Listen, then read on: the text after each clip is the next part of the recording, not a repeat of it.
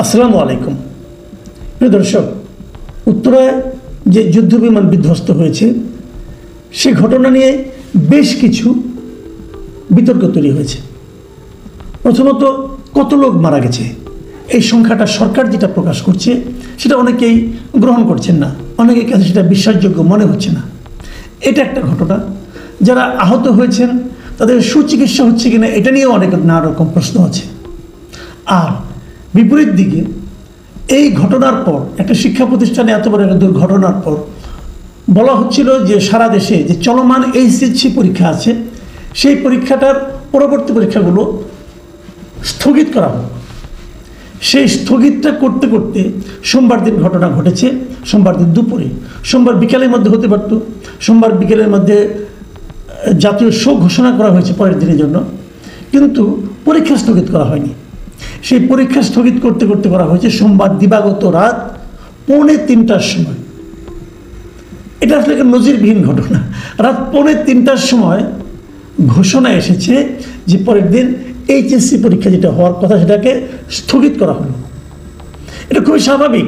যারা পরের দিন সকালে এইচএসসি পরীক্ষা দিতে যাবেন তারা নিশ্চয়ই রাত 2:45টা পর্যন্ত এই সামাজিক মাধ্যমে অন্য একটা মন্ত্রণালয়ের দায়িত্বপ্রাপ্ত উপদেষ্টা মানে মাহফুজ আলম, তিনি তথ্য মন্ত্রণালয়ের দায়িত্বে আছেন, তার ফেসবুক পেজে একটা ঘোষণার উপর নির্ভর করবে অথবা তার জন্য অপেক্ষা করবে। এটা আসলে খুবই একটা অস্বাভাবিক ব্যাপার।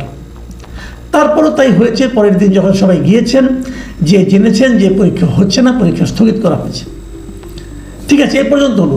কিন্তু অনেকের কিন্তু এতে অনেকে ক্ষুব্ধ হয়েছেন, অনেক শিক্ষার্থী ক্ষুব্ধ হয়েছেন, অনেক অভিভাবক ক্ষুব্ধ হয়েছেন এবং তারা দাবি করেছেন যে পরীক্ষা পেছানো হবে কি হবে না, পরীক্ষা স্থগিত করা হবে কি হবে না, এই যে সিদ্ধান্ত দিতে যে সিদ্ধান্তহীনতা এবং যার ফলে সারা দেশের মানুষকে একটু দুর্ভোগে ফেলে দেওয়া, সারা দেশের স্টুডেন্টদেরকে একটা বেকায়দায় ফেলে দেওয়া, এই দায়টা শিক্ষা মন্ত্রণালয়ের দায়িত্বপ্রাপ্ত উপদেষ্টাকে নিতে হবে। এই মন্ত্রণালয়ের দায়িত্বপ্রাপ্ত উপদেষ্টাকে অধ্যাপক সিআর আবরার দাবি উঠেছে যে ওনাকে পদত্যাগ করতে হবে। এই দাবিতে শিক্ষার্থীরা কিন্তু সচিবালয়ের কাছেও গিয়েছে, সচিবালয়ের সামনে যে বিক্ষোভ করে সদাশয় সরকারের পুলিশের হাতে বেধড়ক পিটুনিও খেয়েছে। তো এটা নিয়ে সামাজিক মাধ্যমে এবং বিভিন্ন মিডিয়াতে সাধারণ মানুষের মধ্যে ব্যাপক ক্ষোভ দেখা গেছে। এই ক্ষোভের প্রেক্ষিতে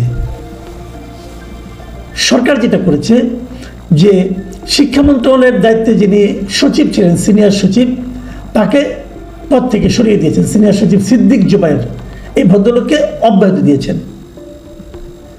তো আজকে যেটা হয়েছিল, আজকে মন্ত্রণালয়ে এই সচিবকে অব্যাহতি দেওয়া হলো, কিন্তু উপদেষ্টা মহোদয় অব্যাহতি নিলেন না অথবা পদত্যাগ করলেন না।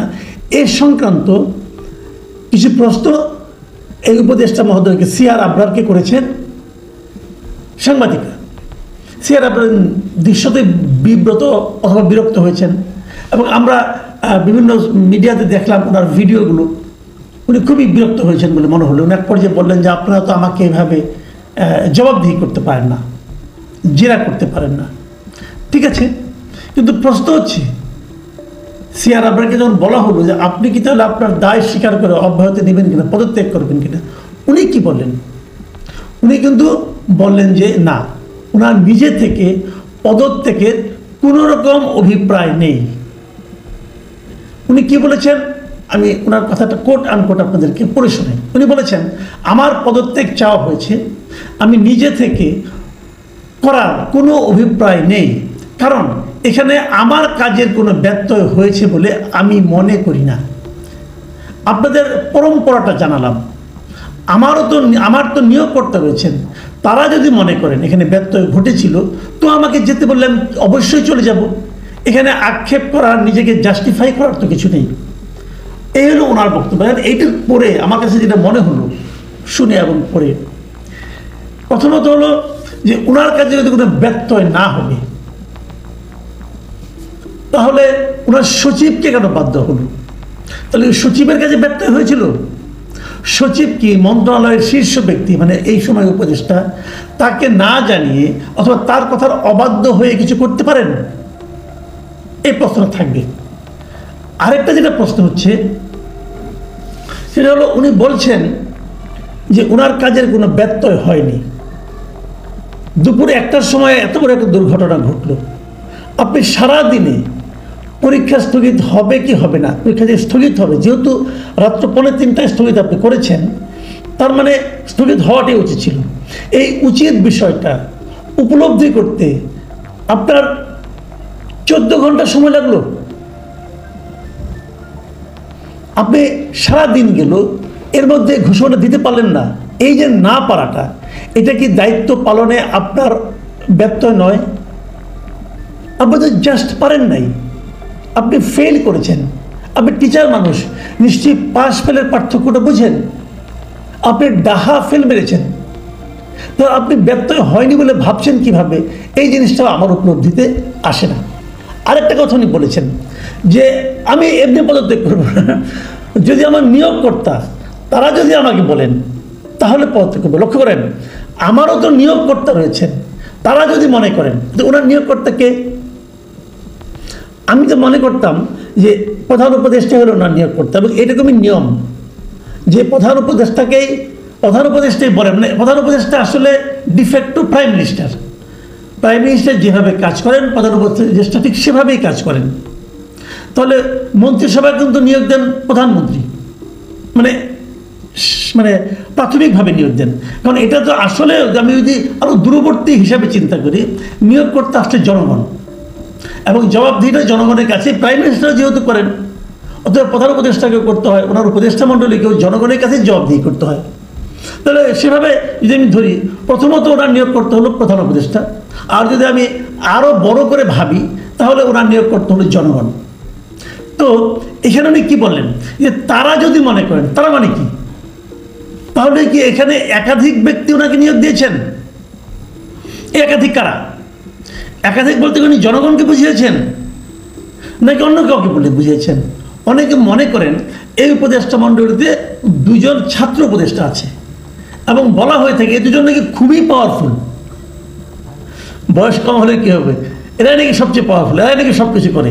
আর ওই বৃদ্ধগুলো এই মানে আপনি ছোটদের ধমক টমকে মোটামুটি প্রকম্পিত থাকে সবসময়। তাহলে কি এরাই ওনার নিয়োগকর্তা? হতে পারে, কিন্তু আমি এটাকে একদম অস্বাভাবিক কিছু বলছি না। কারণ দেখেন, এই যে পরীক্ষা স্থগিত হবে, এই ঘোষণাটা কিন্তু এসেছে প্রথম এই 2 ছাত্র নেতার একজনের কাছ থেকে, মানে মিস্টার মাহফুজ আলমের কাছ থেকে। উনি ছিলেন তথ্য উপদেষ্টা।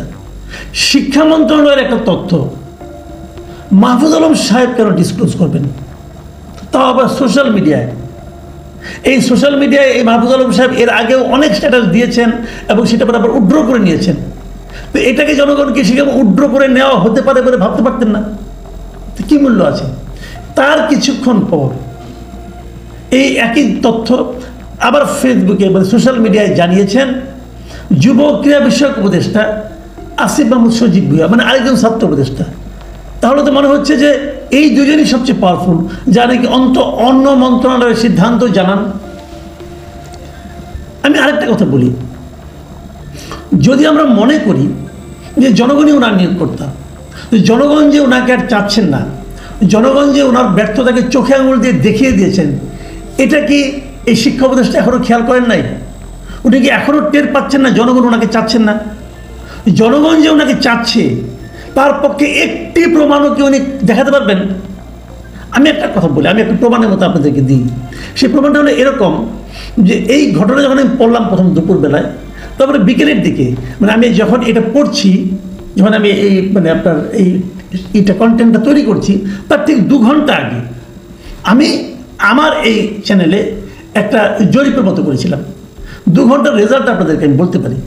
আমি প্রশ্ন করেছিলাম যে রাত 2:45টায় এইচএসসি পরীক্ষা স্থগিতের ঘোষণা দেওয়ায় অপেশাদারত্বের অভিযোগ উঠেছে শিক্ষা উপদেষ্টা CR আবরারের বিরুদ্ধে। শিক্ষার্থীরা দাবি তুলেছে তার পদত্যাগের, তবে CR আবরার বলেছেন পদত্যাগের কোনো ইচ্ছা তার নেই। আপনি কি মনে করেন শিক্ষা উপদেষ্টার পদত্যাগ করা উচিত? এই ছিল আমার প্রশ্ন। 3টে অপশন ছিল, একটাই ছিল তার অনতিবিলম্বে পদত্যাগ করা উচিত, দ্বিতীয় অপশন ছিল না তার পদত্যাগ করার দরকার নেই, তৃতীয় অপশন ছিল মন্তব্য করতে চাই না। তার অনতিবিলম্বে পদত্যাগ করা উচিত এই মতের সঙ্গে একমত হয়েছেন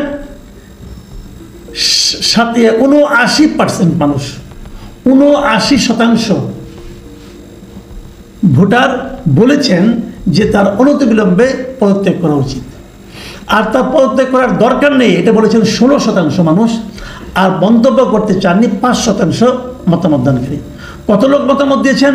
এই 2 ঘন্টায় মতামত দিয়েছেন ৯,২০০ জন লোক। এটা আরও চলতে থাকবে, যতই সময় যাবে হয়তো আরও বাড়বে। আমি আপাতত 2 ঘন্টায় প্রাপ্ত ৯,২০০ লোকের মতামতটা আপনাদের সামনে তুলে ধরলাম। প্রিয় দর্শক, এরা তো এই দেশেরই নাগরিক। তো সিআর আবরার সাহেব কেন থাকতে চাচ্ছেন ক্ষমতা আঁকড়ে? উনি অনেক বড় অবস্থানে ছিলেন, ওনার সুনাম ছিল। এই বদনাম উনি কেন নিতে যাচ্ছেন? উনি তো প্রমাণ করেছেন উনি ফেল করেছেন। তো না পারার পর এরকম ব্যর্থতা নিয়েও গদি আঁকড়ে থাকার যে মানসিকতা, এই মানসিকতাকে আমরা কি বলবো? সিআর আবরার সাহেব, আপনাকে আমি দীর্ঘদিন ধরে চিনি এবং আপনাকে পছন্দই করি আসলে, কিন্তু এখন আর কি বলা যায় আপনাকে সেই শব্দটা মানে ঠোঁট পর্যন্ত এলেও আমি উচ্চারণ করতে চাচ্ছি না, আপনি বুঝে নেন। প্রিয় দর্শক, আপনার